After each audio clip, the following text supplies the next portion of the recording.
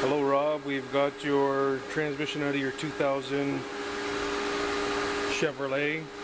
The transmission, I've got a part here. I'll go over some things with you and Eric will contact you. This is basically what the transmission looks like when it's all apart. That's what the pan had in it before we took it out. You can see up in here we've got some brass bits here, and there's quite a bit of metal on the magnet. As you can see, that's obviously abnormal wear. As far as what we found inside the transmission,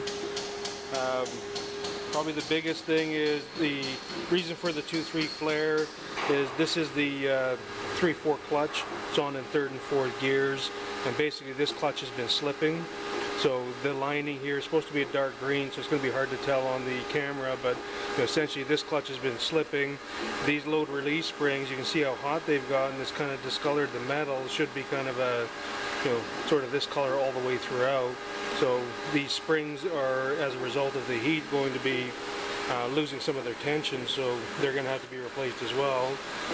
On the overrun clutch, you can see just a little bit of discoloration here, and on the steel plate you can see some leopard spotting right there. On the forward clutch you can see the darkening here, so this clutch has been slipping a little bit.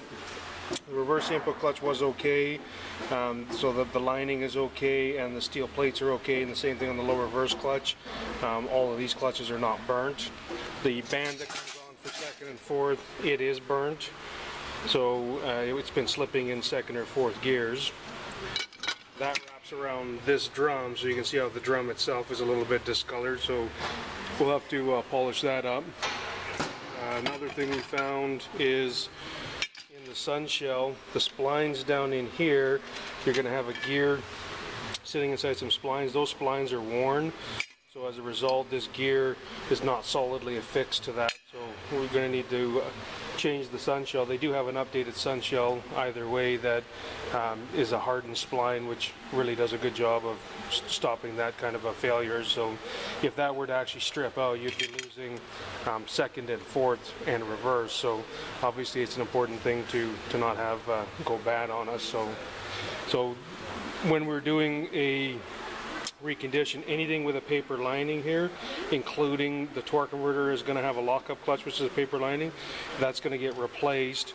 We also have some of the feed holes in the separator plate that we would enlarge, and on our valve body, this is the pressure control solenoid, so that one gets changed every time. There's going to be some wear there in our pump. So this is part of the pump.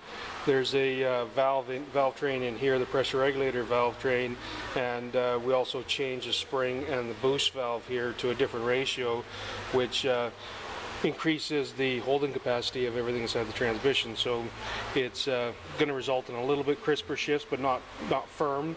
And we obviously feel that enhances the durability of the transmission. So as I said, Eric will contact you, and now you get the idea of what we found inside the transmission. Thanks.